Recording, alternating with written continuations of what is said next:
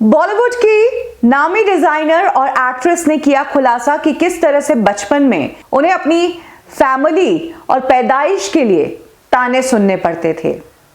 उन्हें स्कूल में बच्चे नाजायज औलाद कहकर चिढ़ाते थे। ये डिजाइनर है मसाबा गुप्ता, जो कि बधाई हो फेम एक्ट्रेस नीना गुप्ता की बेटी है।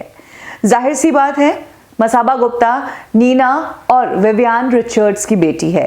मसाबा के पैदा होने के बाद नीना ने ही मसाबा की देखरेख की है।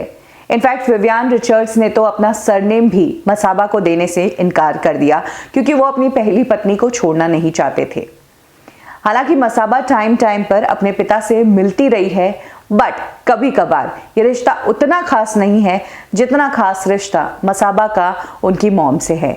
बट मसाबा के लुक्स को अगर देखा जाए तो उनके अंदर अपने डैड के जीन्स बराबर तरीके से दिखते हैं।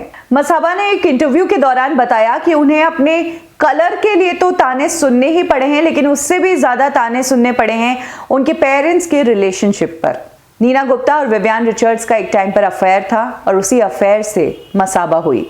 मसाबा कहती है कि मुझे स्कूल में नाजायज कहा जाता था और बच्चे पूछते थे कि क्या तुम नाजायज औलाद हो। मुझे इसका मतलब नहीं पता था, तो मैं घर जाकर मम्मी से ये बात पूछा करती थी कि इसका मतलब क्या है। आगे मसाबा बताती है कि मम्मी मुझे एक किताब में पढ़कर इसका मतलब बताती थी और मुझे कहती थी कि आगे और भी इस तरह के कमेंट्स के लिए तैयार रहो। मसाबा ने और भी ऐसे इंसिडेंट बताए हैं जिससे उनके बचपन पर बहुत गहरा असर पड़ा है। वो कहती है कि वो अपने स्कूल के लिए स्टेट लेवल पर टेनिस खेला करती थी, इसीलिए उन्हें क्लास में देर से आने की परमिशन थी।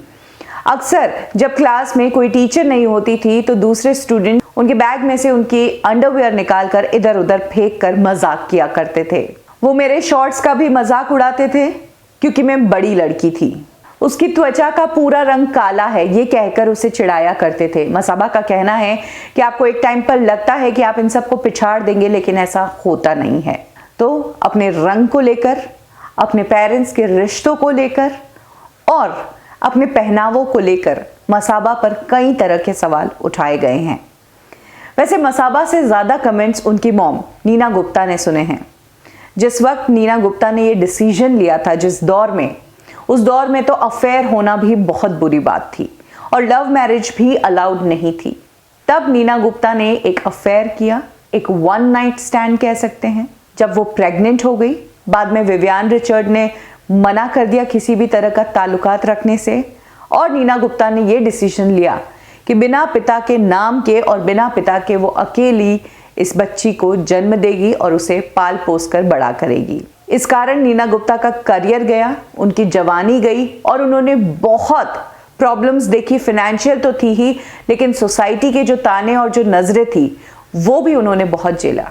वो एक वक्त था, लेकिन आज वक्त अलग है।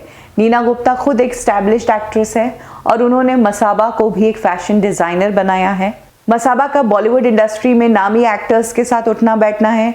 सोनम कपूर और आलिया भट्ट जैसी एक्ट्रेसेस इनकी बेस्ट फ्रेंड है और हाल ही में तो इन पर एक वेब सीरीज भी आ चुकी है।